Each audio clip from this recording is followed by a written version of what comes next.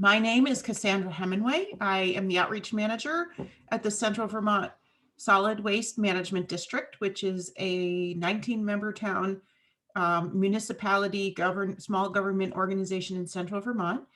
I'm co-presenting today with Amanda Clement, who is the brains behind this webinar, and Theron Laysleeper, who will be our question master, keeping an eye on all of your comments and questions. And they'll introduce themselves in a moment. I just want to go over a couple of quick things.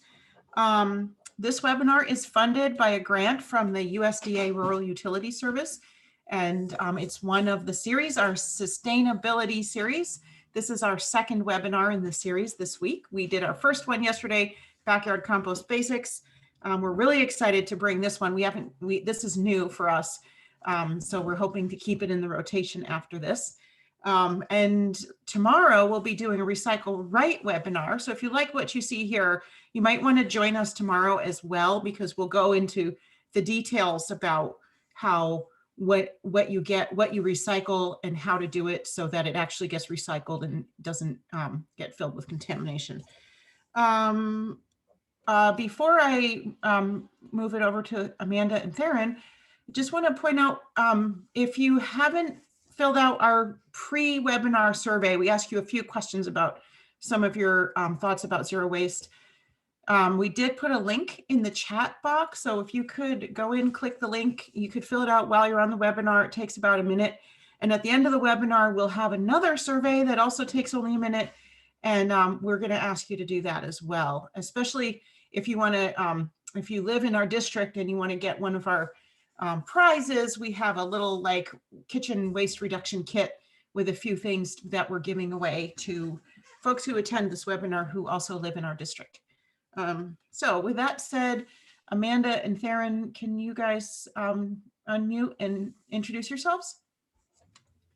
Sure. Do you want to go first, Amanda? I can go first. So hi, I'm Amanda Clement. I am the Eco AmeriCorps member for the district this year. And as Cassandra said, I kind of brainstormed this webinar, and we're hosting it because we think that reducing your waste is a really important step towards living a sustainable lifestyle. And there's some issues with zero waste, and we're going to talk about that towards the end. But yeah, this would give you some really good tips. I'm Theron Laysleeper. I'm the outreach coordinator at the Central Vermont Solid Waste Management District. And I've been working on this whole series of webinars and figuring out different ways to get people to be able to learn more about zero waste and reducing waste. And so I'm excited to see this new webinar that Amanda's been working on and share some of this information with you. Okay, I think we're ready to begin. Just one little housekeeping thing. Theron's going to be monitoring questions. So if you have a question, please put it in the Q&A box, or that there's like you see the Q&A place. Somebody's already asked a question at this point. If you have a comment, that's a little different. If it's like a comment, like you want to build upon something we've said, suggest something, the chat box is a great place for that. It helps us keep track of questions throughout the webinar. We have a couple spots where we're going to stop and answer a couple questions throughout the webinar. And then we've left some time at the end so we can have a longer Q&A session then. So let's get started.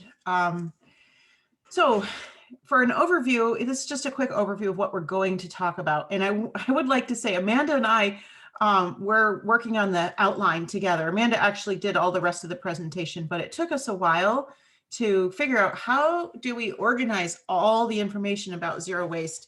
And we finally came down to the 5 R's. You've heard of reduce, reuse, recycle. There's variations on that among zero waste people. We added a few more. So we organized the webinar around these concepts of rethink, refuse, then reduce, then reuse, repair. That's one I hadn't seen in other lists, but that's a really key piece of zero waste. Recycle and rot. We're not going to go deep into recycling and composting, but it does need to be part of a zero waste lifestyle. And then at the end, we'll have a conclusion where Amanda will talk a little bit about some of the issues that crop up around zero waste And then we have a Q&A section at the end. So before we start talking, this is really, most of this webinar is going to be about really granular level ideas of what you can change in your shopping habits or things you can swap out so you can reduce waste in your life. But before we get there, I'm just going to take a couple minutes to talk about what we mean by zero waste and the bigger picture, because our individual actions are really important, but they're not the whole picture. So we want to begin by talking about the Zero Waste International Alliance, which has developed its definition of zero waste. And this is its most current one. It had another iteration of this that it was using for a long time. And most of the Zero Waste International Alliance is really key when, say, a town or a city or municipality, a state or a country decides that adopts zero waste goals or decides to be zero waste.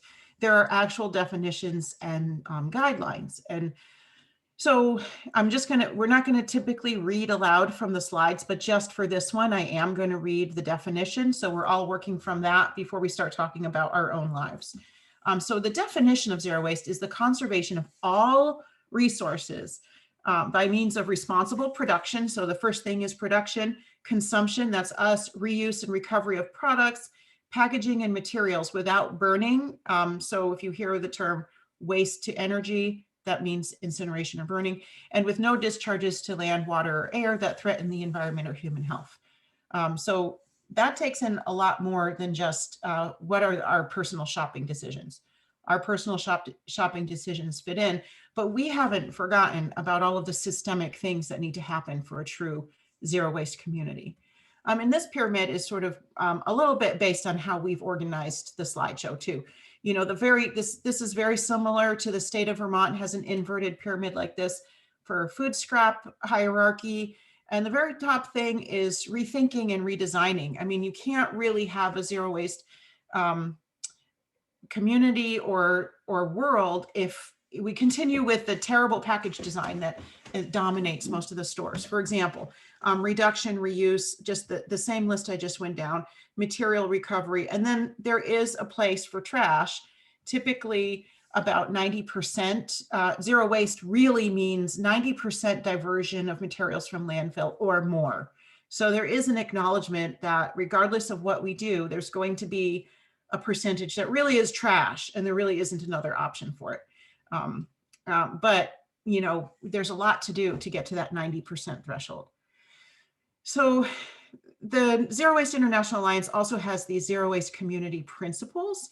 And I just wanted to mention these really quickly also before we go deeper into what we want to do as individuals. One of the first goal is producer responsibility. So let's not forget that we are not operating in a vacuum. All of the swaps and changes we're going to be suggesting, you know, these used to be really hard to do, and there's more and more companies and options coming on all the time for, you know, reusables and ways that you can adopt zero waste into your life. But the bottom line is that most of the producers of materials that we see in our stores and in our lives are not producing sort of a circular product. They're not thinking of waste in their design. That's considered bad design, basically. So the first goal is that we actually work with the producers at the front end of the problem.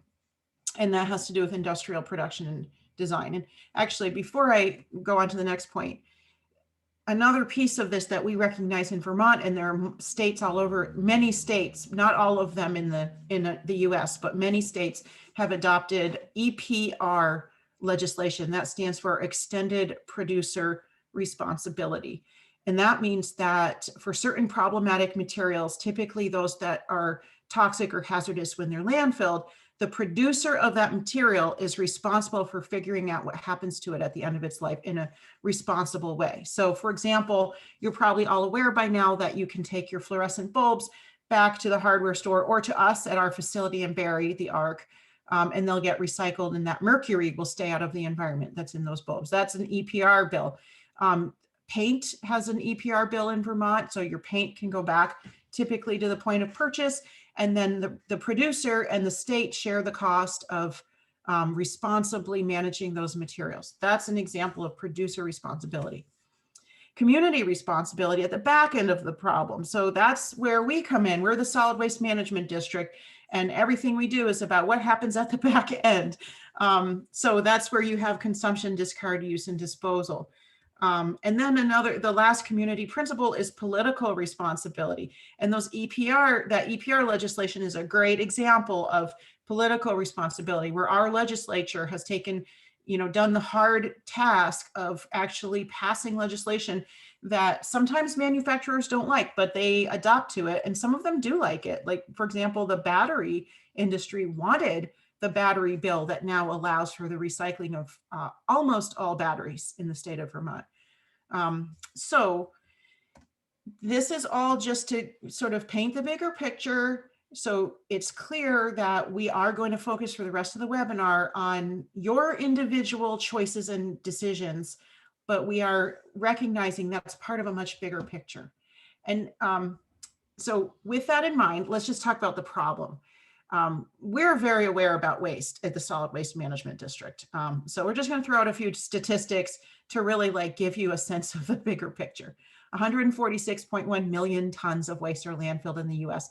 That was 2018. You can bet that's a bigger number now, especially after coming off of a year of COVID where everybody's eating takeout for a year, and medical waste and all that. But that number translates to almost 5 pounds of trash a day per person. That's an average. I've never weighed my trash, but Amanda will talk about how to do a waste audit and really see what your trash is. But and that's an average. Some people might have 10 or 20 pounds a day. Some people might have, 1 or less than that. So the other thing that's interesting is single-use disposable items take about a third of what goes into Vermont's landfill is disposable single-use items. And that might give you a little insight into our our disposable plastics ban in Vermont that went into effect last July. That banned straws, plastic bags, styrofoam or polystyrene takeout containers. They're not fully banned, but there's a lot less of them going out now. And part of the reason is because it was a first attempt to deal with this huge amount of material that's going into our landfill every year. And if you're not aware, and I know we have plenty of folks who are outside of Vermont who have logged in today, we only have one lined landfill in the state of Vermont, and it's up in Coventry, Vermont. And when it fills up, we're in trouble, because to site a landfill is a massive political process, and to build a new one is in the area of $90 to $100 million. It's not an easy project to complete. So we do really want to minimize what goes into our one landfill. And then the other piece of the puzzle is landfills are responsible for over 15% of methane emissions. And that's relevant because methane is an extremely powerful greenhouse gas, 30 times or more powerful than carbon dioxide. And, we spend a lot of time talking about carbon dioxide. Methane is, you might see the same volume or amount of methane, but it packs a much harder punch. So, and that has that's all about how materials are managed in a landfill. They're all compacted and it's anaerobic and under. Somebody muted me. Can everybody hear me? Okay, I'm going to keep going. Somebody just message me if I'm muted. Under anaerobic conditions, methane will be produced.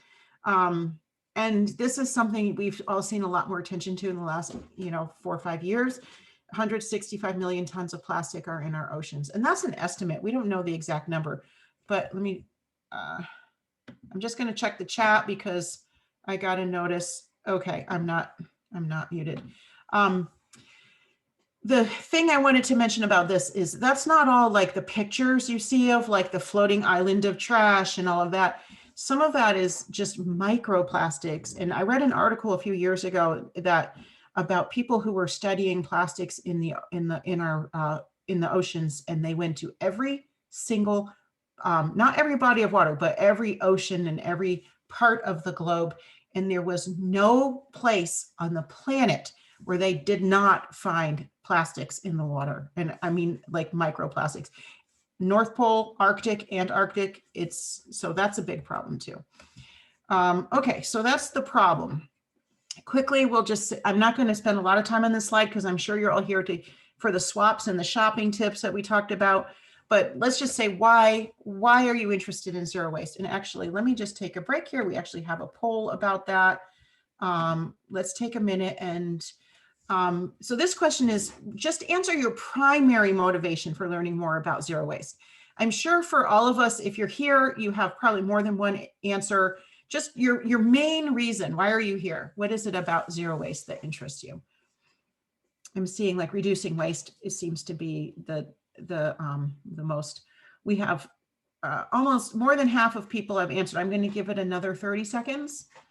This is really interesting. I think I can see the answers coming in. I'm not sure if you can yet, but I'll share it with you all in another 15 or 20 seconds. It looks like we have almost everybody has answered, not quite yet.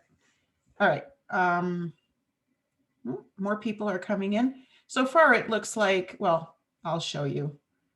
All right, we're going to end it and I'll share the results.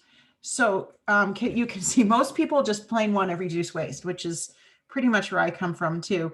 I actually also like the aspect of saving money, although sometimes if you're buying a swap or like buying a reusable item to replace disposables, that might not feel like saving money up front. It's one of those like spend money up front, save money in the long-term things. Yeah, and I realize that's probably all of these to some extent affect all of us, but reducing waste is a big one, especially after that slide. Okay, so here's some of the reasons we looked at also. Reducing the impact on the planet. Also, we're not going to talk about circular economy here, but circular economy and zero waste are really similar concepts, with the concept being we just reject this notion of linear production, where an item is produced, sent to market, sold, you have it, you throw it out, boom, it's in a hole in the ground.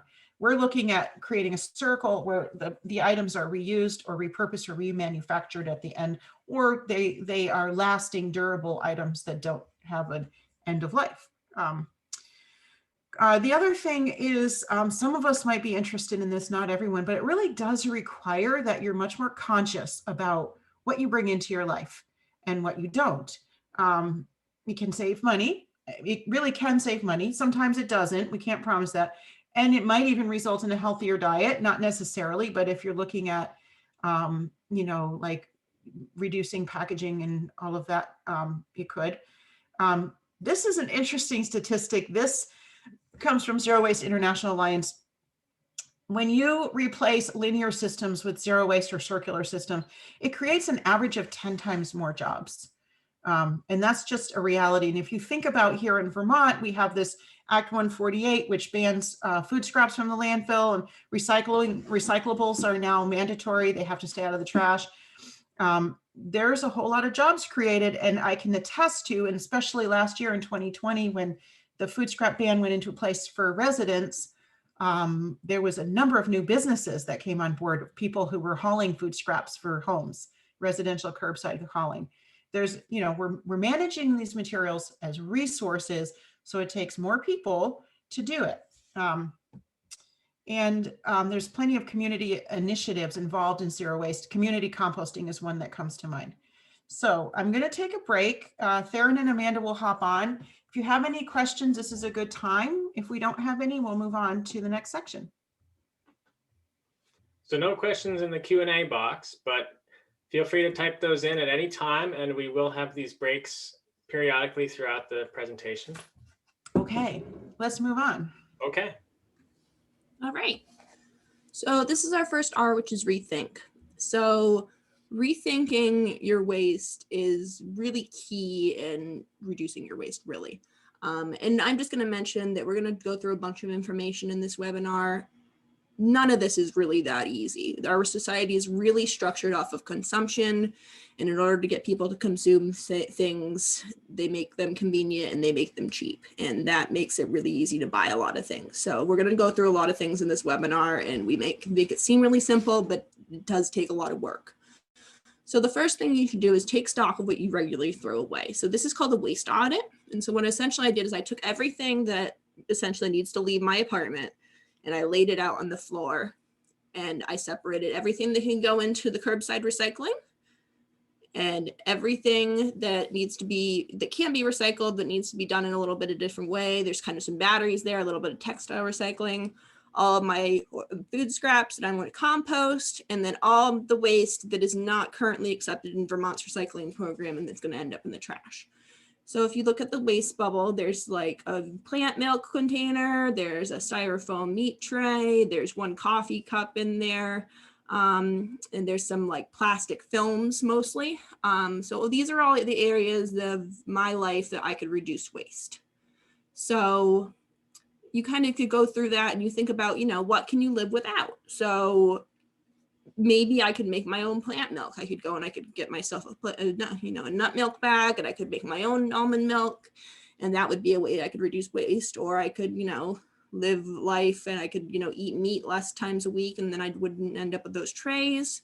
Or I could really work on reducing the plastic film. That's a big bulk of what it is right there. And then consider your apprehensions. So you know yourself best. You know what you're going to be able to do and what you're not going to be able to do. So can you live without straws and napkins and disposables? If you can't, think about other areas of your life that you can reduce waste.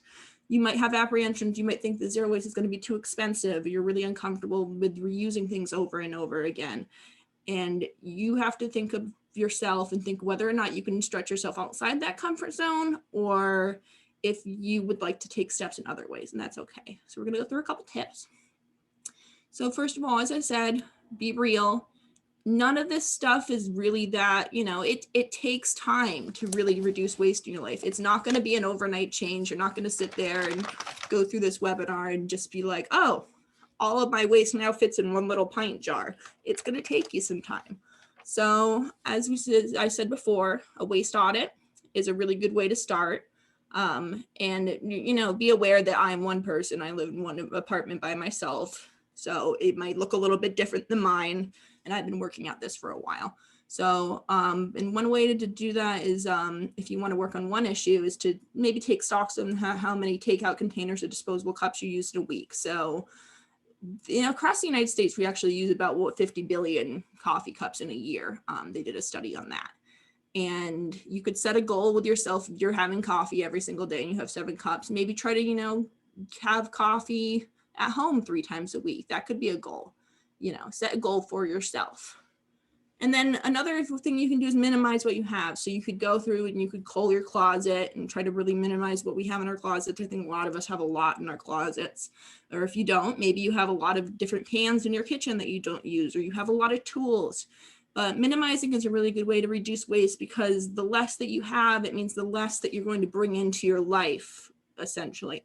So you're going to think more about what you're bringing in there, and you might actually go around your house and you might find a lot of things you didn't even know that you had.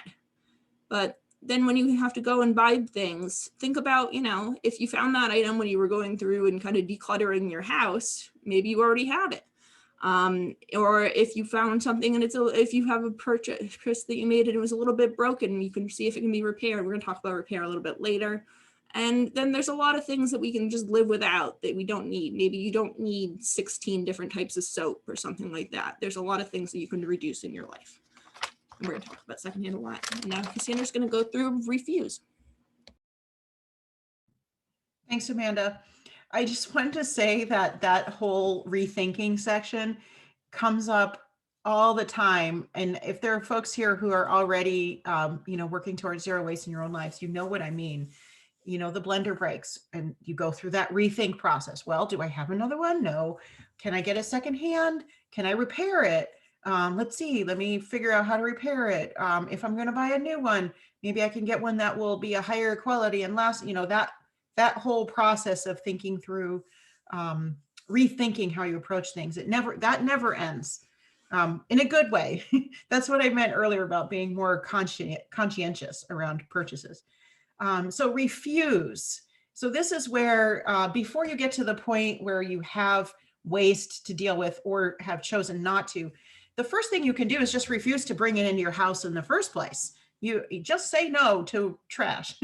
And that means, again, that's kind of very much the same as the rethinking. So one way to immediately see a reduction in waste, and I count recycling as waste. Recycling is a real process that is, involved in manufacture, but better to not have it than to have it. So junk mail, there's this great website, catalogchoice.org. I just went on it last week. I wanted to check it and make sure it was still a viable website. And it's kind of neat. You log on, you do have to create an account, but it's one of those things that takes like 10 seconds. And then you just type in the name of the catalog you no longer want, and you just press submit and the catalog stops coming. That's been my experience. I had one catalog, I was getting this cashmere catalog for cashmere, and it wasn't on their list. I guess it was a pretty small company.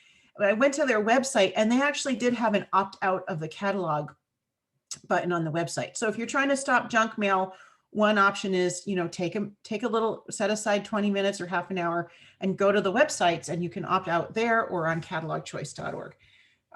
The other way to just refuse is to stop buying plastic disposables. And that doesn't always mean buying. Sometimes, like, if you order, you get some takeout, they just throw plastic silverware in there. So sometimes it means like every time you get the takeout, you say, I don't need that, or you take your own bag, or, and we'll talk in more depth. We're going to go into, some of the swaps. These are some of the obvious swaps: getting your reusable coffee cup instead of a disposable, making sure you bring your own bags to the store instead of using plastic, having some kind of a utensil kit that you keep, that can be your own, it doesn't have to be a fancy pre-bought kit. You can make one yourself. And also another choice you can make in terms of refusing waste is don't buy stuff that comes in a lot of packaging. And I realize it's a lot easier to say that than do it, but sometimes we do have choices. If you're at the store and the thing you want comes in a giant blister pack, that hard plastic stuff that people get cut trying to take off. If it's really in a lot of packaging, one option is to say, I'm not going to get that item because I don't want it. I want the item. I don't want packaging. I mean, and to look at everything you purchase, when you buy cereal, you're also buying an inner plastic bag and an outer box. So do you want a bag in a box, or you just want cereal? And that's a place where you could maybe opt for bulk cereal instead of the packaged kind. Those are the kinds of decisions you'll be making every day, thinking about, where can you not have packaging? Another tip for refusing waste is, that there will come times where you do need new things, and we're not telling you don't buy things anymore. But one way to kind of reduce what you consume and therefore reduce your waste is to give yourself a wait period before you do buy a new item. So in the example of that blender, it's actually a real example from my kitchen. I have a blender I got at a yard sale for $5. It's a Breville blender. I looked it up. It's worth $169 if I bought it new, but it has a little leak and I tried to figure out how to repair it. The part I need isn't available, so I'm probably gonna have to buy a new blender. So one suggestion sorry, I'm not done with this section. One suggestion that financial advisors make is to give yourself a wait period of a day for every $10 of your purchase. That's a little extreme for some of us, but you could set your own parameter. Maybe it's wait a day for every $20, or give yourself a guideline. A day for every $10 means I'd be waiting 2 weeks or so before I purchase that blender if I want to get the good one. But that's a way if it's something you're not going to get, that wait period will stop the purchase too. This one is a tough one, but it's also involved in that upfront refusing waste. We're all going to have family members or friends or community members that are like pushers of disposable items. If anyone here has ever been on a diet, there's food pushers out there, right? You stop eating carbs and all of a sudden they've got homemade bread for you or something. Well, there's also like plastic crap pushers out there that they insist on giving your kids every piece of junky plastic that's going to fall apart in 10 minutes that you can think of as a Christmas present, or they have a big an event and everything is disposable and trash. And it's all done with love. So setting boundaries can be really hard, but I would suggest if you are really trying to keep disposables and waste out of your life, you think about those boundaries. And it might mean a loving conversation away from the gift time or away from events, or finding your own solutions. Like if you're going to have an event we actually have a zero waste event kit where you can rent for a really little bit of money, dishes and silverware and linens. It's not in operation right now because of COVID, but those exist around in other places as well. Also just want to mention, don't refuse guilt. Don't guilt yourself out if you don't do everything, or you're not perfect, or you have a cup of coffee and it's in a takeout cup or whatever. I would love it if we could all really not produce waste, but we are swimming upstream. The reason we included all that stuff at the beginning of the webinar was because we wanted you to see that everything we're doing as individuals is within a much larger system, and our system hasn't changed enough yet that all of us making these individual decisions can't yet do that without kind of going against how things work. So if you're not perfect, that's okay. So reduce is the next part. And so we talked about refusing. Now, how do you reduce? Well, these are just some tips. It's not all the ways. Use less. That's easy to say. But one of the really quick and easy ways to immediately start using less is to read package directions on your consumables like soaps and lotions and things. One of the big shockers for me a few years ago was learning that you really only need about a tablespoon, maybe 2 tablespoons of laundry soap in a load of laundry.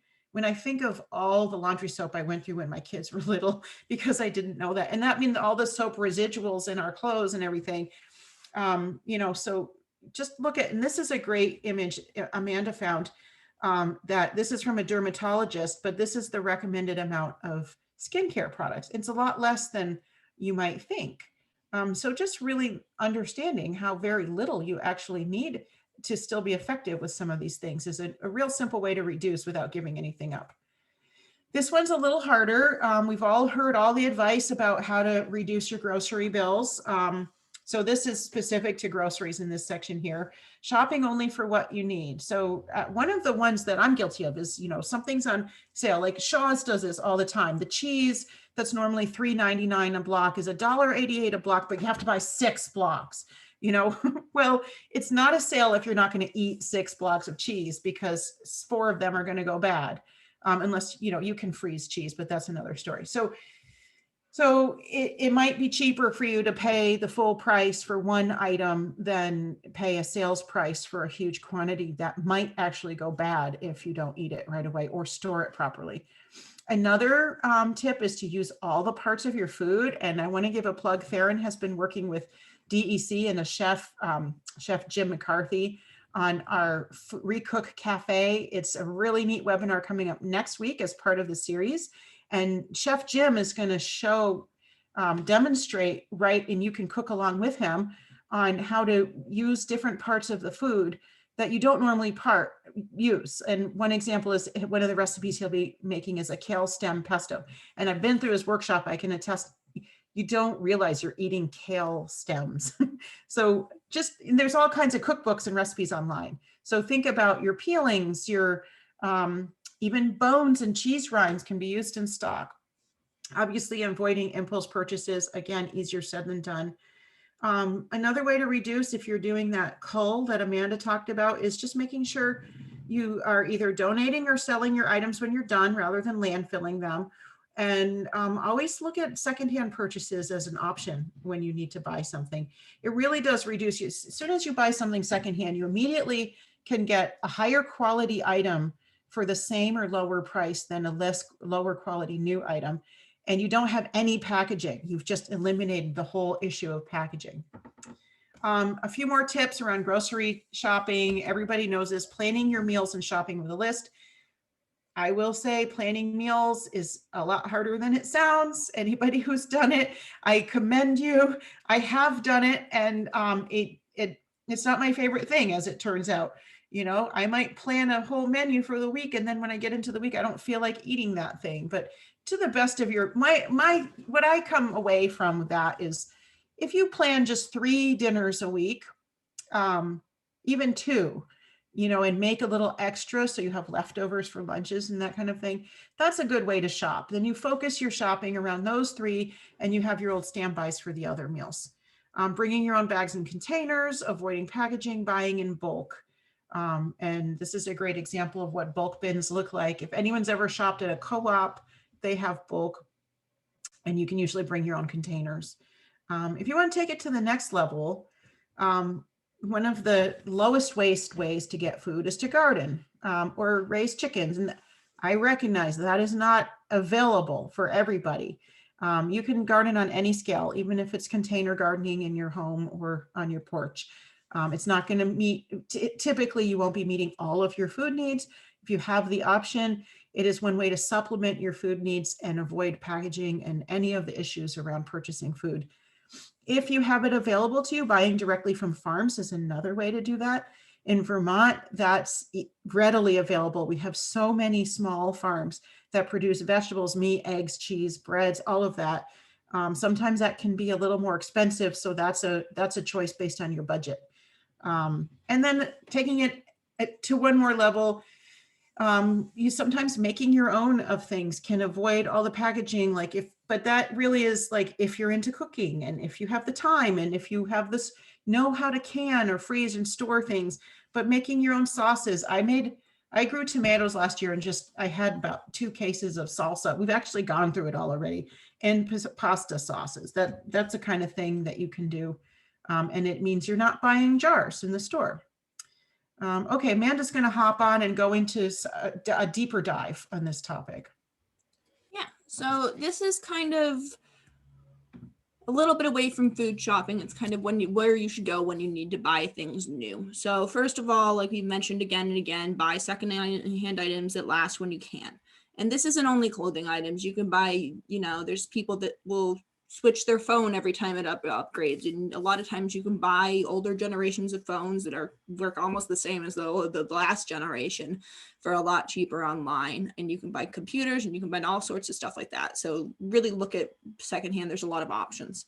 But a good thing to do is supporting sustainable brands. So the Zero Waste International Alliance has what it's called a triple bottom line, which means that the environmental factors, the social factors, and the economic factors all meet together. So they want the companies to be environmentally sustainable, be socially ethical, and then, also still make their money. So a good way to look and see if the brand that you're looking at is being as sustainable as they say that they are is looking for certifications and transparency. So if you go onto their homepage, if you're shopping online and you look at their webpage, if they have something right on the bar, right in big letters, it's very easy to find that says, like our environmental mission or sustainability or something like that, that shows transparency, that shows that, they're not hiding, they're not kind of trying to hide their information. And there's lots of certifications that can actually go in and audit companies. So B Corps, 1% for the planet, that means that 1% of all their profits go to environmental causes. Fair trade products. These are all third-party certifications that they have to apply and give them actual real information and be really transparent about what they're doing. And then these organizations can actually go in and audit them later. So if you see that, that's a pretty good sign that it might be actually sustainable. And then are they encouraging consumption? So if they're just, it's a company, they're going to want to sell you things, but if they're just spamming you all the time with, in your inbox, this is a sale, this is a sale, and this is a sale, and buy 10 of these and buy 10 of these, there's a pretty good chance that it's not going to really last. And they're kind of, they're not being very clear with that. So then another thing you can do to really, see if you have questions is contact the companies directly, send them an email. Be like, hey, I wondered about your sources from this. Can you tell me more about that? And if they email you back and they're really transparent and they give you the information that you need, that's a pretty good sign that they might be doing things correctly.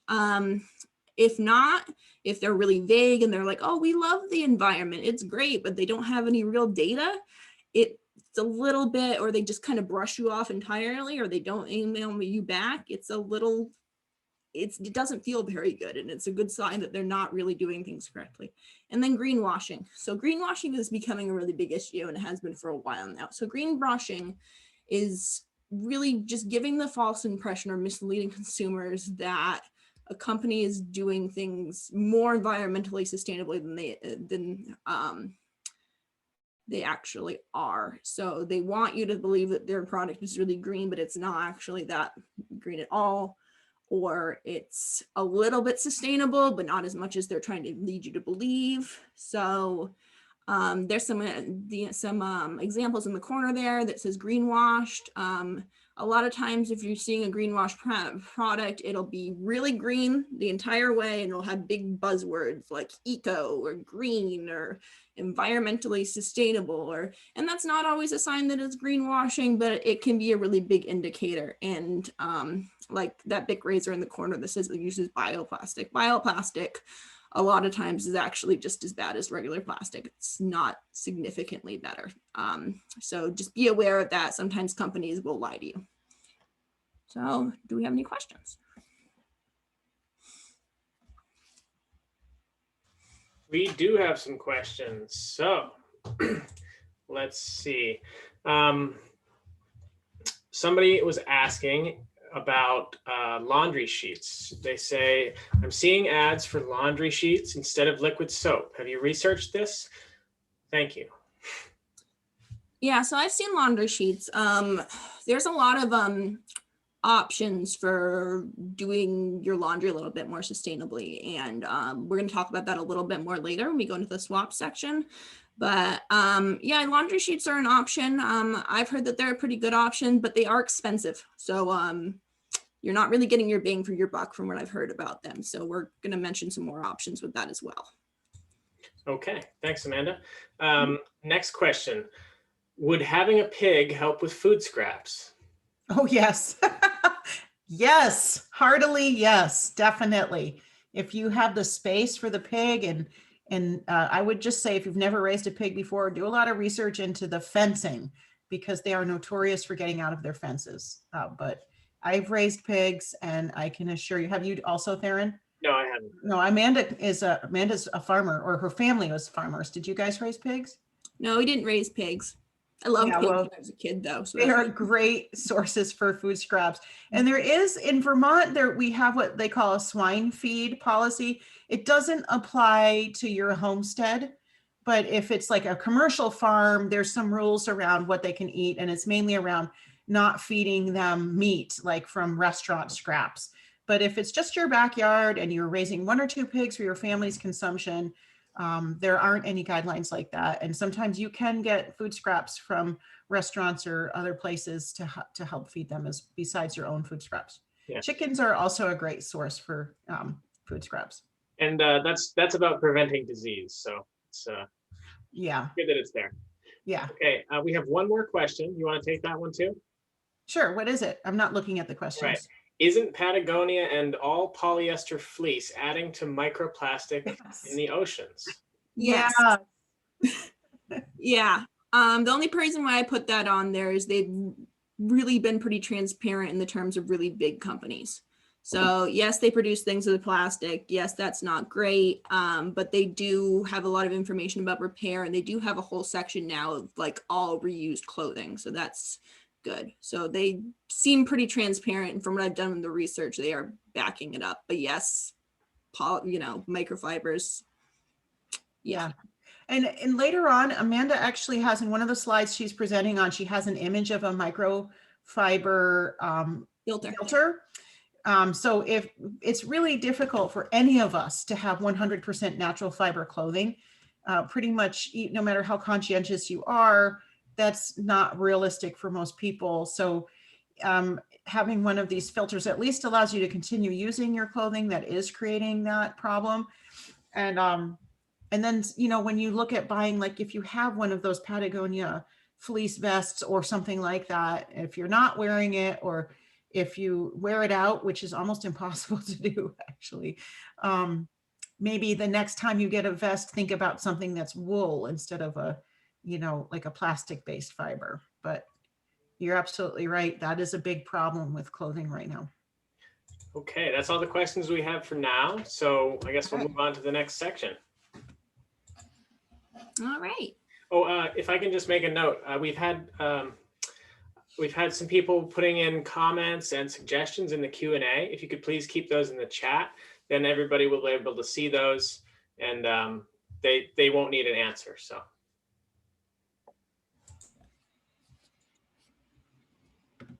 All right, so we're going to talk about reuse. So this is a huge section, just so everyone's aware. So first thing with reuse is repurpose items that you might have already might otherwise throw or put into your recycling.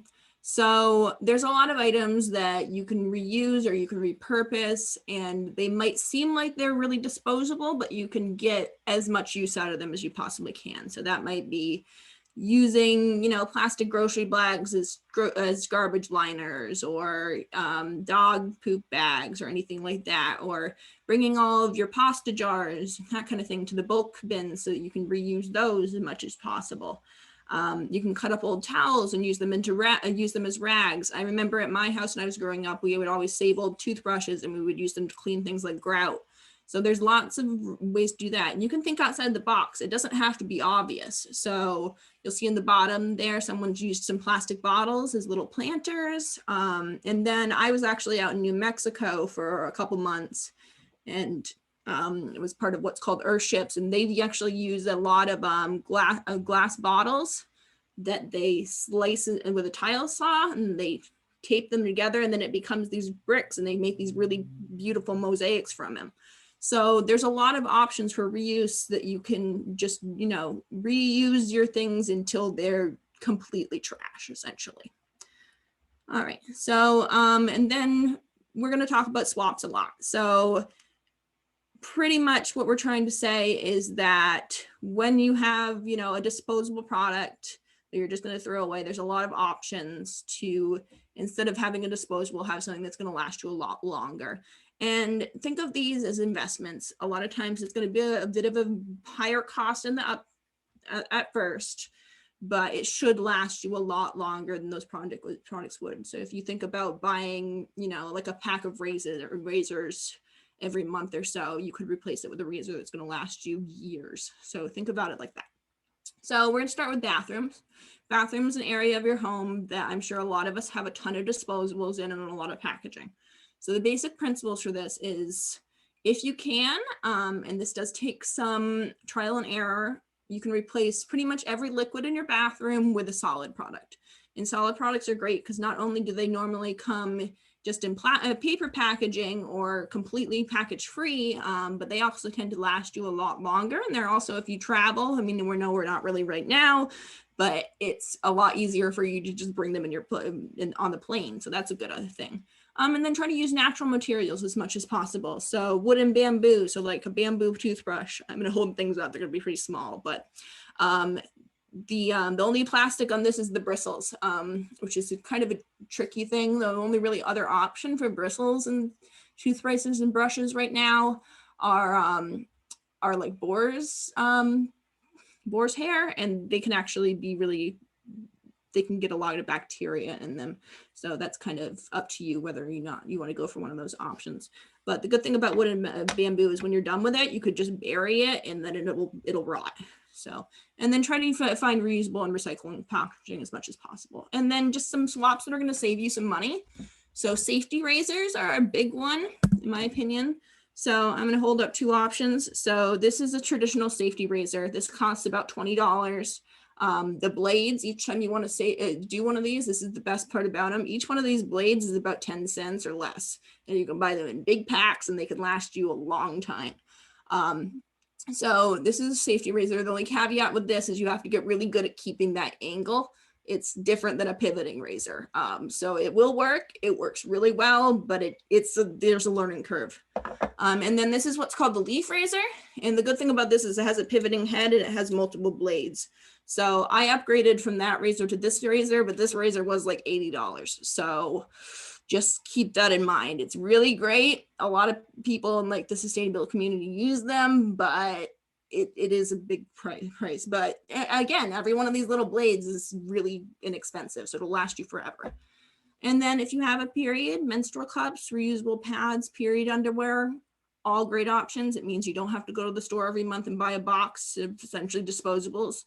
Again, that's going to take a little bit of a learning curve, but this is actually how I got into like zero waste, and I wouldn't look back.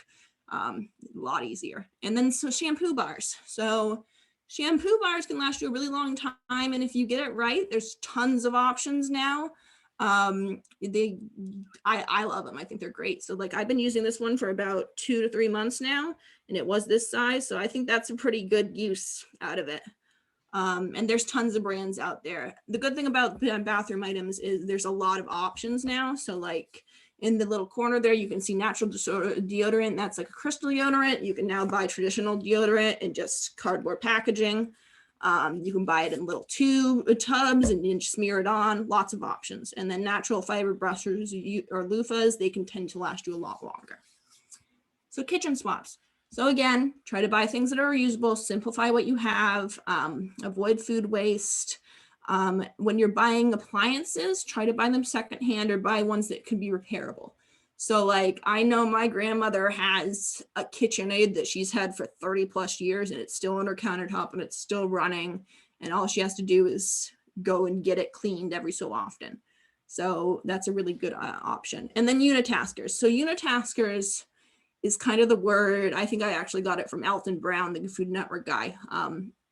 That is a thing in your kitchen that does one thing. So a dedicated avocado slicer or a strawberry stem remover and all those things. You probably don't need them. You can probably do the same thing with one knife. So you can really cut down on things in little plastic pieces. And then some things that can save you money, simple swaps, bees wrap or alternatives. This is like a alternative to using plastic wrap. It's essentially canvas and then they take beeswax and they kind of iron it in.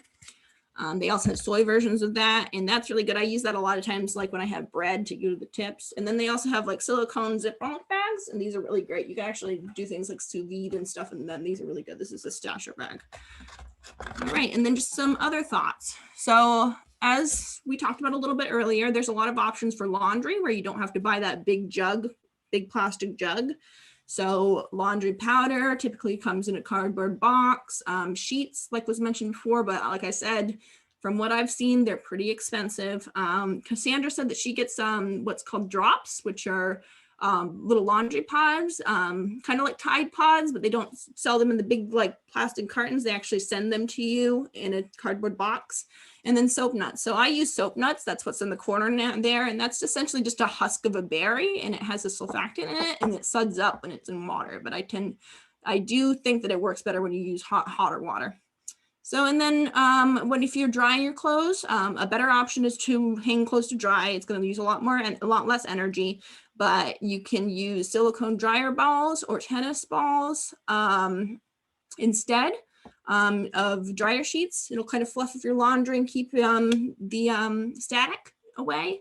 And then, as we mentioned, a microfiber filter. So this goes on the hose of your washing machine, and it's got this little basket inside that catches all these microfibers. So it actually reduces the amount of microfibers that you get from your synthetic clothing a lot. And you can buy them from a lot of different companies. This is actually from a company called Girlfriend Collective that sells like leggings and things like that are made out of plastic.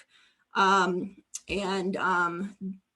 use a lot of recycled plastic, but their way to get around having to use that plastic is to also sell these microfiber filters. And then just some other ideas, just try to use as much natural material as possible.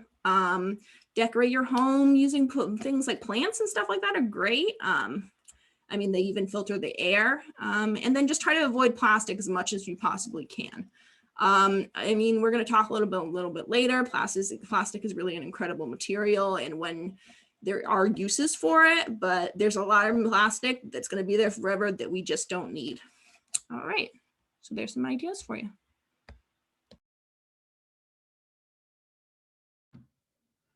Thanks, Amanda.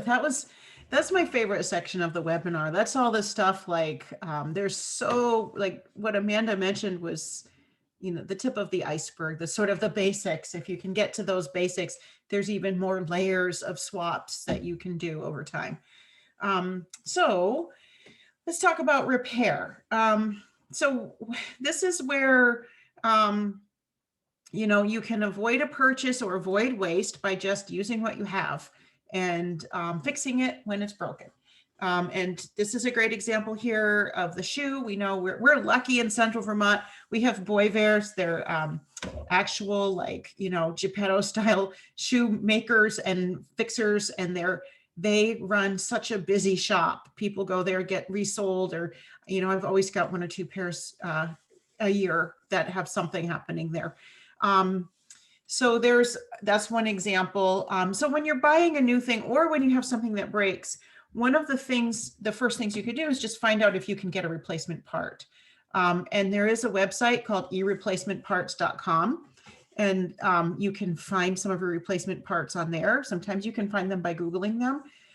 There's some other really great websites I'll mention in a minute. I want to call attention to this photo down at the bottom left. This is a photo from a repair cafe, and our district got repair cafes started in Central Vermont. We partnered with the Onion River Exchange, which is a time bank, and we held a couple of repair cafes in 2018 and another one in 2019. And this was our first one. So these two are some of our volunteer fixers, and I'm not going to go into all the details about repair cafes, but we do actually have a whole section on our website, CVSWMD.org. There's a repair cafe section. If this idea interests you, we have the whole template of how to run one and photos of them and all of the documents you would need to get one set up.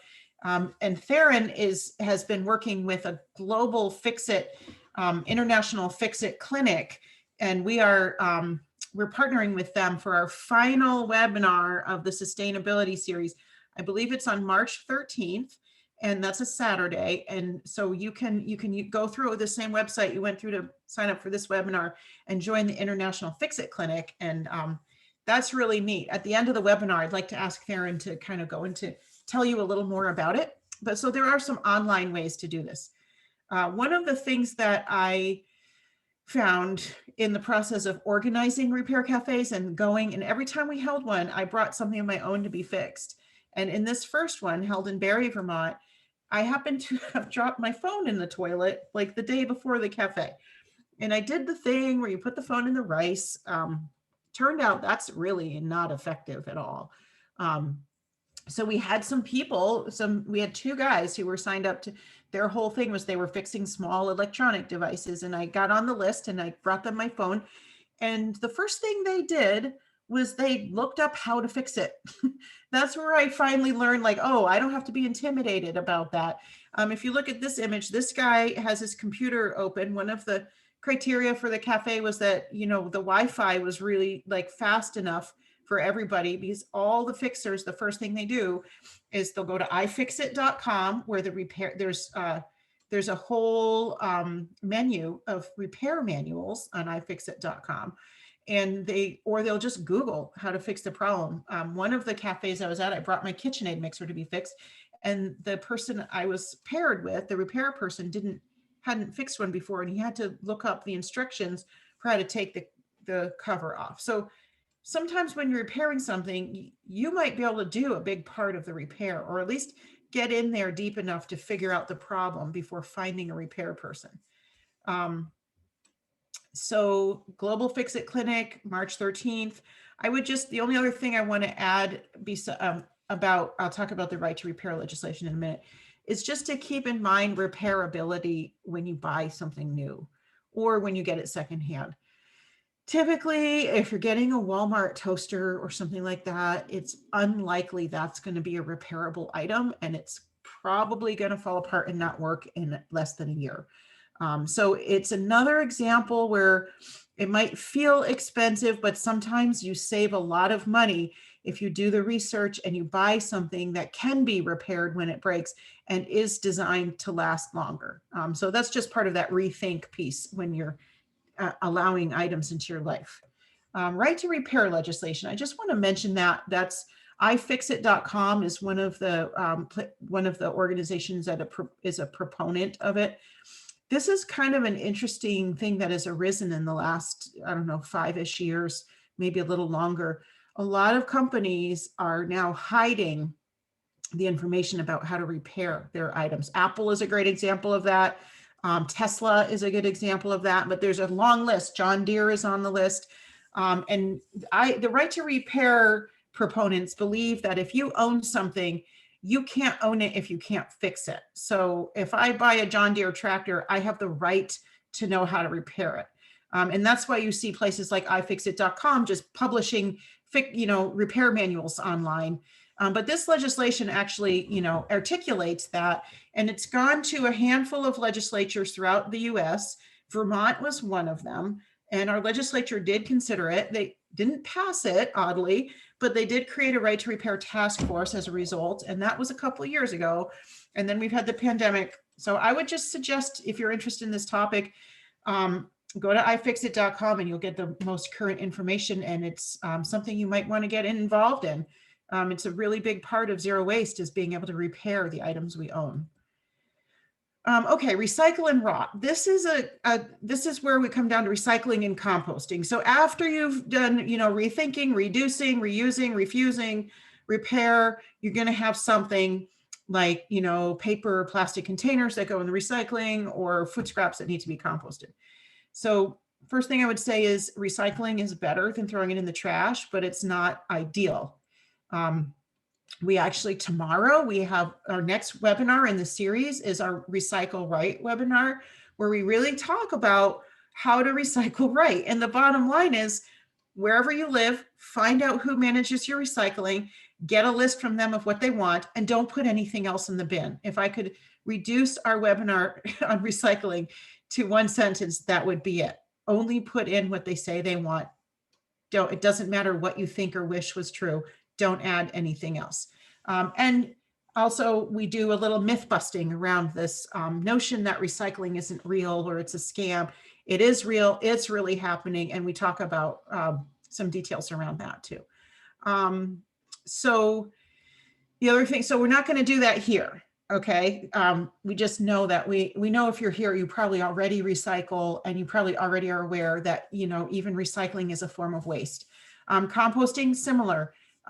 You're better off reducing your food waste first before you compost, or feeding animals like pigs or chickens, or, something like that. But after you've done all that, you're going to have food scraps, and it's better to compost them than put them in the landfill. And they actually do really enhance the soil. And when you're composting food scraps, they are not producing that methane we talked about at the beginning of this presentation, that methane that is really powerful as a greenhouse gas. There's trace amounts of methane, but they're really not producing that when they're composting in an anaerobic compost bin. So anyone who's got a zero waste lifestyle really should have composting built in, whether it's in your backyard, or if you have a community compost site, or maybe there's someone, an organization in Vermont, every transfer station, you can drop off food scraps, and you can drop them off at commercial composters, have free food scrap drop off. So find out how you can manage your food scraps to keep those out of the trash as well.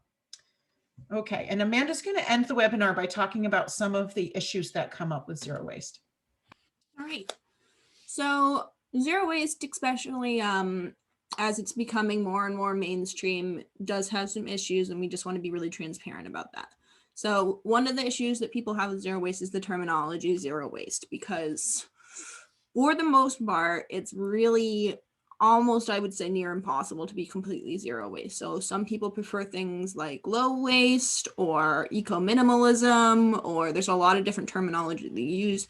Me personally, I'm not too worried about that, but if that is something that sometimes makes it really daunting for people. And zero waste is not easily accessible to everyone. It is a privilege. So it takes time and resources and energy and money and all sorts of different things to be able to really reduce your waste. And we can do a lot of things, but sometimes it's really difficult to do some of the bigger things. So maybe you have a medical condition and you have to use plastic to be able to manage that. That's fine. Like we said before, refuse guilt. Don't be worried about that. Your health comes first. This is later. Or maybe you're a busy mom and you don't have the time to make your own bread or sauces or think about those kind of things. There's a lot of privilege comes with that. Or maybe you live in a food desert and you don't have access to fresh food and you have to buy things that are packaged. There's a lot of, there's a lot of things that are part of the bigger picture. So just be aware of that. If there's a lot of things in this webinar that you sit there and you go, I can't do that, that's fine. We're not trying to tell you that, you have to do these things. But there's other things that you can do kind of around that to, go into the zero waste lifestyle without, doing all of that. So for instance, we have a plastic bag ban in Vermont. If maybe in your area, they're thinking about doing a ban on disposables and you can vote on that, vote. Or be an advocate to your family members or your community to do things environmentally sustainably. Advocate for maybe composting at your apartment building, or tell your family how to reduce your waste. There are other ways that you can do these things without necessarily needing to spend the time or the resources if it's not really in your ability to do so.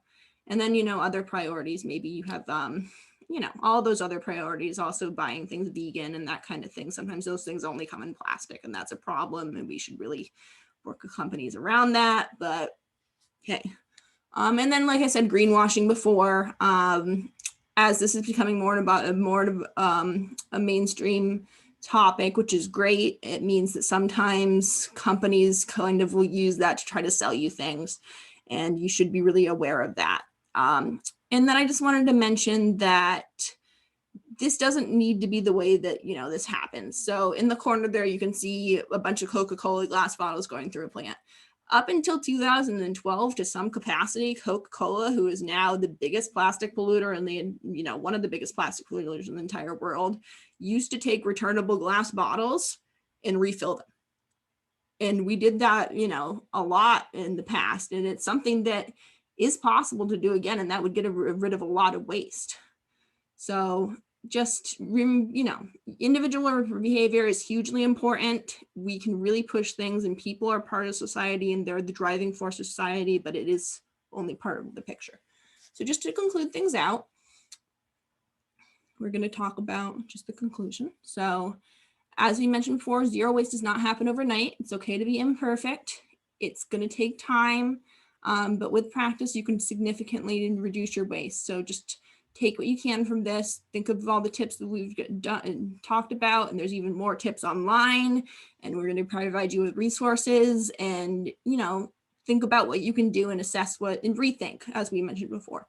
And the way that you spend your money is a really powerful tool. So if you decide that you're not going to buy all that packaged stuff, companies are still going to want to sell it to you. And if you tell them, hey, I'd buy this, but only if it's packaged in paper instead of all this plastic, it's possible that they could do it in another way. It's happened. Like there's been some deodorant companies where lots of consumers have gone in and told them, hey, you have a great product, but I don't like that it's packaged in plastic. And now like there's a deodorant company, Native Deodorant, that now provides an alternative that's in cardboard tubes like this. So, and then I just want to close this out with, it's more important for many people to do zero waste imperfectly than a few people to create no waste at all. So if you've seen zero waste, the first thing you see is the trash jar. Those people tend to have a lot of resources, and they tend to be, 20-something-year-olds living in Brooklyn, and they, really have a lot of resources around them. You don't need to do that to be someone that reduces their footprint in their waste world. Yeah. So Theron and Cassandra are going to hop on, and we're going to take any questions. All right. So we do have some questions that came in, and we'll start with the ones that we got earlier. You can put your questions in the Q&A box that's at the bottom of your screen, and just type those in there. If you have comments or suggestions, you can put those in the chat box. So the first question, can you take your own containers to co-ops to buy in bulk? Aren't they weighed? Yeah, they are. You can take your own containers. You should check with the co-op you're involved in. I know like locally, they do, that's called a TARE, T-A-R-E. Sometimes they have a scale there and you can get your own tare right there. Sometimes they have to weigh it for you. And then you just put a little sticker on it that says how much it weighs, and they reduce that. They subtract that out when you get to the register. Theron, before we do another question too, I just wanted to ask folks, Theron posted a link to our survey, our post-webinar survey. If you live in one of our 19 member towns and you fill out that survey, we will contact you, and you're eligible to get a little prize from us. It's a compost countertop compost pail, and it comes with our kitchen waste reduction kit, which is basically a really great handbook to reducing food waste. And it's also got some like a veggie scrub brush and a little silicone, what the heck is that thing called? Rubber spatula, just some things that will help you like use the most of your food. So that's my spiel. We can go on with the questions now. Okay. The person who asked if a pig would help with food scraps wanted a recap of that answer. A recap? Yeah, they said they missed it. Oh, okay, sure. The answer was yes, exclamation point, exclamation point. A pig or chickens would really, really help you with your food scraps. And you could probably take them from your neighbors too.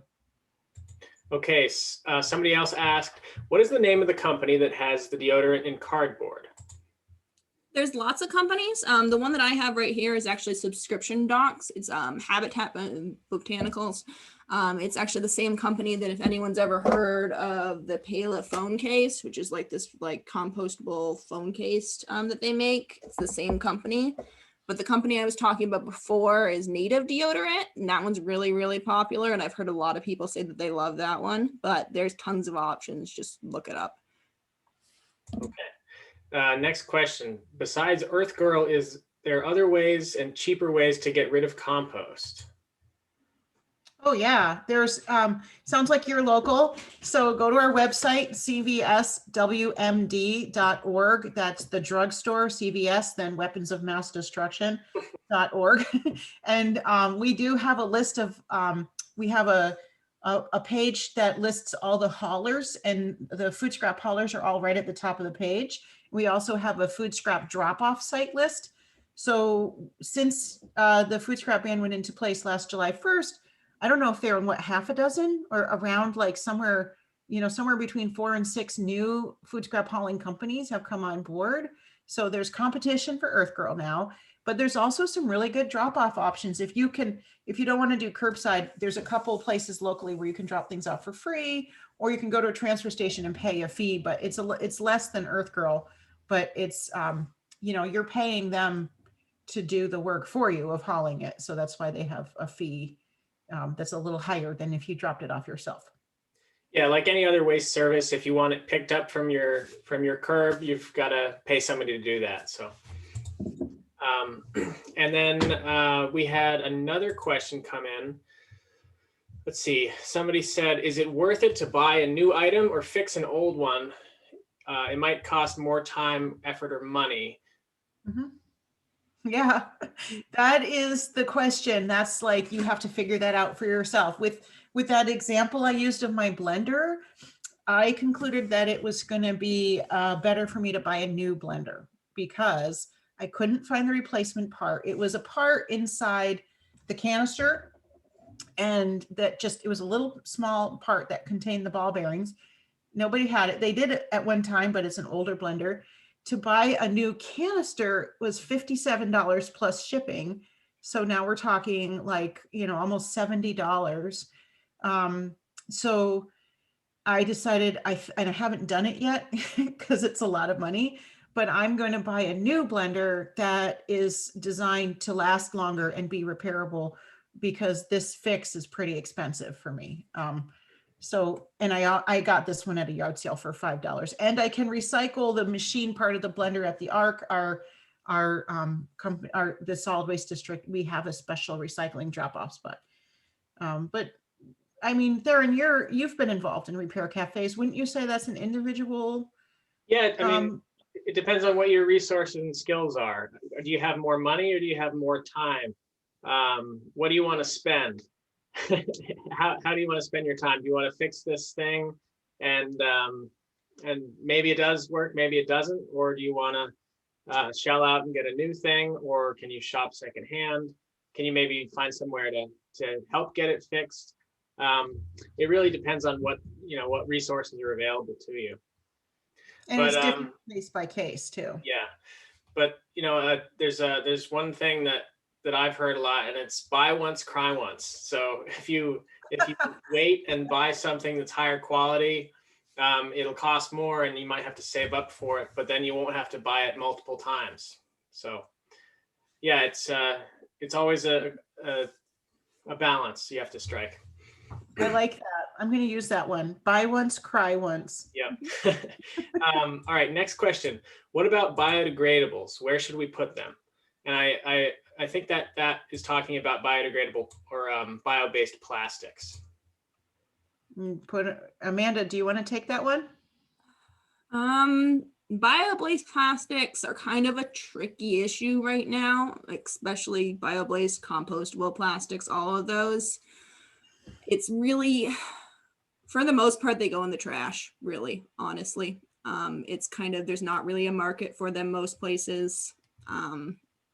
Yeah. I mean, there's more technology that's coming out that's creating better bio-based plastics, and maybe in the future we'll see ones that are a lot better and are a lot easier to dispose of, but not really right now. They're not really a solution to the problem. I would add that one way you could look at bio-based plastics is before if you already have some, you already have it. But if you're thinking about buying something and there's an option in a compostable or biodegradable plastic, find out if you have a facility that can take it before you spend the money on it. The chances are there isn't one. That's one of the reasons why it's greenwashing. Sure, if there was a special compost facility where everything heated up to 165 degrees for 2 weeks, you could compost that biodegradable plastic. But without that, it is trash. That's one thing. The other thing is look on the packaging to see if it's BPI certified. That's Biodegradable Products Institute. If it's BPI certified, it is compostable, but that goes hand in hand with having a place where you can bring it near you. So you need to be familiar. Like, for example, Green Mountain Compost in Chittenden County can take some biodegradable plastics, but you really need to see what's on their list. I don't think those big, green razors, for example, are on the kinds of things they take. Okay, one more question. So somebody wants to know if we have a list on our website of repair shops and secondhand stores. Darren, you want to take that one? Sure. So we do have a list, and we're in the process of updating it. There are a number of secondhand stores around, but since the pandemic, we're not sure what the hours are or anything. So if you're looking up one of those stores, just make sure you call ahead before and see if they have any changes to when they're open or what their protocols are. All right, next question. Isn't having more money than time the issue behind nearly all of our waste in the first place? I would venture to say the issue is poor product design. Yeah. but now we're stuck with it. So yeah, that factors in for sure. Okay. I have chickens and would love to take compost for free from my neighbors to feed them. Is this legal in Vermont, or do I need a waste processing license? You don't need to get a special license for that. I think the threshold is something like if you're processing 100 yards of material a year. If it's just your backyard chickens and a couple of your neighbors are giving you the food scraps, you do not need to worry about any special licensing. All right. And then next question, is there ever going to be a styrofoam product that is recyclable? I hate to keep taking them. I'll take this one, then I'll shut up for the next questions. But I know this one, this is a complicated answer. The first part of the answer is styrofoam is recyclable, but not where we live. So the problem with styrofoam is it actually is one of the highest value recyclable materials, but because of the nature of it, it's basically foamy plastic. In order for it to be worthwhile for somebody to collect it and haul it to a recycler, it really needs to be densified and baled, and that requires special equipment and time and staff. And so far, at least nobody in our little state has figured out how to make the economics of that work. So that's the first thing is it actually already is a recyclable product, but the economies of scale aren't there. The second part is that probably no styrofoam as it is will not be, unless something really drastic changes, won't be something you put in your recycling bin. But there are some really great products that people are developing as an alternative to styrofoam. You've probably seen like takeout containers that are made of, uncoated paper and things like that. And I've seen packaging made out of, it looks like blown, recycled paper molded into shapes so there are alternatives, but styrofoam in and of itself is not a great material in terms of how it's reused or recycled. Okay, let's see. We have a couple of things coming in the chat. These are mostly suggestions. Well, there's somebody wanted to call out the resource as a place that takes items. And there are a number of locations for that store. They take reused items and sell them. Yep. Okay, we have another question. How do we get the supermarkets to change their packaging? In consumer demand, really. It's kind of tricky. I mean, it's all the different parts of the system. Like Sandra was saying a lot earlier, it's the front line is the producers and the bottom line is the consumers. And if the consumers demand that the grocery stores change, they will. And if they don't, we could go through legislation. Legislation is a great way to get things done, but it can be slow and it can take some time. But yeah, I think it kind of goes down to consumer demand. But if anyone else wants to speak to that. I would just add that this is kind of tough, these personal choices that we make in our shopping habits. But one way you can affect what is offered in your grocery store is what you buy. That's consumer demand. So that means when you walk in the store, this happened to me one time, like 5 years ago. I walked in the grocery store with my list and I was about to buy food and I looked around and all I saw were plastic boxes and cardboard boxes and bags. And it finally dawned on me, that's not food, that's a box. And so I started going only for the things that weren't in bags or boxes. I mean, you can't do everything that way, but produce is a great place where you can do that. So if you shop only the produce section where the things are naked, they're not in a plastic bag or a box, that's one way. You don't even have to speak to anybody at the grocery store. If more people are buying things that are not in packaging, you're going to stock more of that and less of the other. The other thing is to actually speak to. So I guess I'm agreeing with Amanda, just kind of like maybe spelling it out. Maybe I don't need to at this point, but I think that's how we make changes, these individual choices. Yeah. Some people are also putting in pitches for secondhand shops in the chat and refill stores. So feel free to check those out. While we're on here, we don't have any more questions coming in right now, but I'll give a pitch for the International Fix-It Clinic on March 13th. That's next Saturday. And this is a really cool event. We've done the local repair cafes and we've worked with local organizations and put on a couple of them in the past years. But this one is new and it's held online. There's a whole group of people who sign on, and you can either bring an item or you can volunteer as a repair person. And if you bring an item, you explain what's wrong with it, and then a group of people who think they can help you will guide you through doing the repair yourself. And it's a great way to learn about how to fix things and get some hands-on experience and some guidance. And yeah, it'd be great to have some more people come to that. And in addition to that, this is just one of many events that they're putting on. They put them on every month. And if you're interested, if you like the event, feel free to keep going to those and keep fixing things and spreading that knowledge. Yeah, that's going to be a good one. And this, just to remind folks, I think we're down to 65 of you. So if you haven't filled out our post-webinar survey, we'd really appreciate it. It really does help us make changes to the our presentations and gives us some feedback, so we can just continually improve these. And everybody here will get a follow-up email. There's a bunch of resources in there that you can check out, and link to the survey will be in there. And Theron's going to upload a recording of this webinar onto our YouTube channel. So if you want to review it or share it with anybody, the recording will be in your email as well. Yep.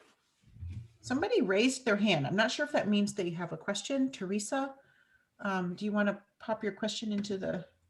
Yeah, if anybody else has questions, please feel free to type those in the Q&A box. We'll stay on for a little bit longer and see if we can answer those. Ooh, refill madness in downtown Sacramento. I wish we had, I guess we have bulk stores. We have bulk sections in our short stores around here, but we don't have a specific refill store, which would be really neat. That would be neat. Yeah, and the bulk stores that I've been to, they usually have a scale so that you can see how much of whatever you're getting in bulk you're getting. And yeah, I just put whatever container I'm going to use on that scale, and then there's like a piece of tape. You can write how much it weighs, and the checkout clerk will factor that in when you pay. Okay, see, one more question, then I think we have to end the webinar. All right. Beer and hard cider companies are using aluminum more and more. Is aluminum better than glass to recycle? I can take that one if you like. That's an easy one. Yes, aluminum is infinitely recyclable. You just rinse it out, melt it down, and make it into another can. We are doing a recycling webinar where we'll talk about all kinds of recycling, and that's going to be tomorrow. So if you're interested in learning more, please feel free to sign up on our website, and same place you signed up for this one, and we'll talk all about it and how it works. All right. I hope to see you some of you guys there tomorrow. Thank you, everybody, for joining us today. Thanks, folks. Thanks.